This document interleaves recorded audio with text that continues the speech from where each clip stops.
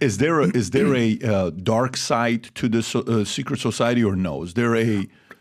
I've never seen a dark side. I don't know what, there's claims that are just, to me, just total nonsense.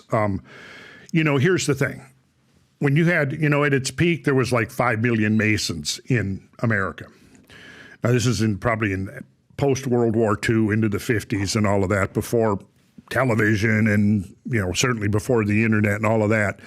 But, you get something that big with that many members, you're going to find, not everybody's going to be a sterling individual.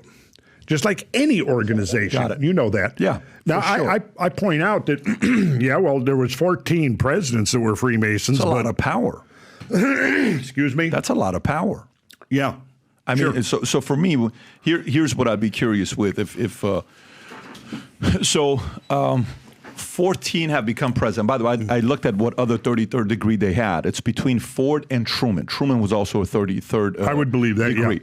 Yeah. And is there an element of unity where Freemasons defend each other, back each other up, and help them move to the higher rankings of different industries? Is that a part of a vision that's privately discussed? Let me put it this way.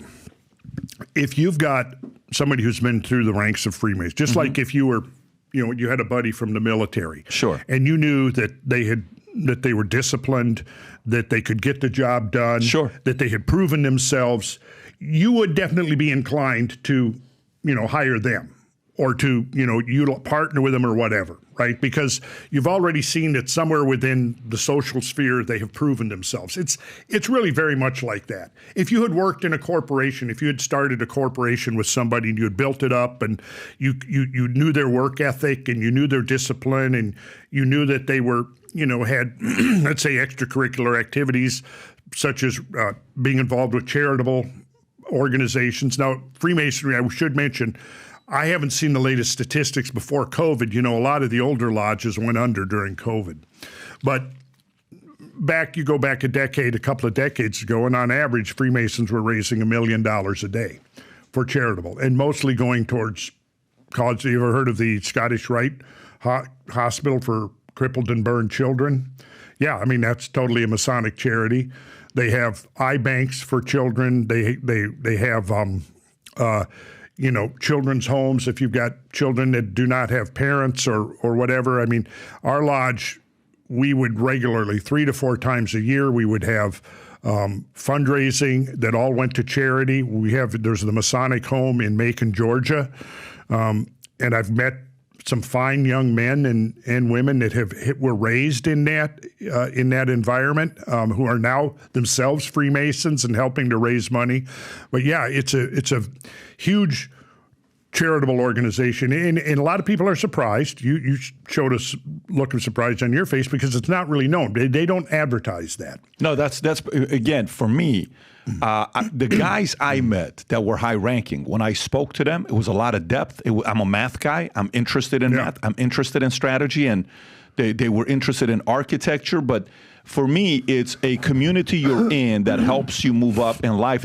But by the way, what do you know about is it the Quator Coronati Lodge number 2076? What do you know about that? Do you know anything about that or no? Not a lot. I mean, I think they were a research lodge, if my memory serves me correct. They were a research lodge that did a lot of publication, writings, and things on some of the deeper mysteries of the craft, because there is a lot of depth to the whole system.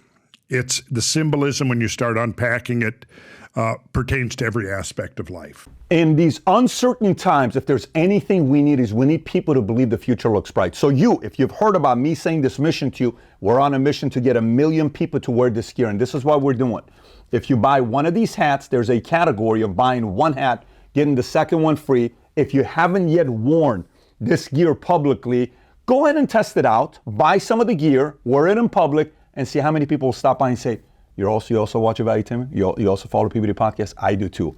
Place your order. Go to vtmerch.com, click on the link above or below, place your order, and represent the VT and the PBD Podcast gear. So if you like this clip and you want to watch another one, click right here. And if you want to watch the entire podcast, click right here.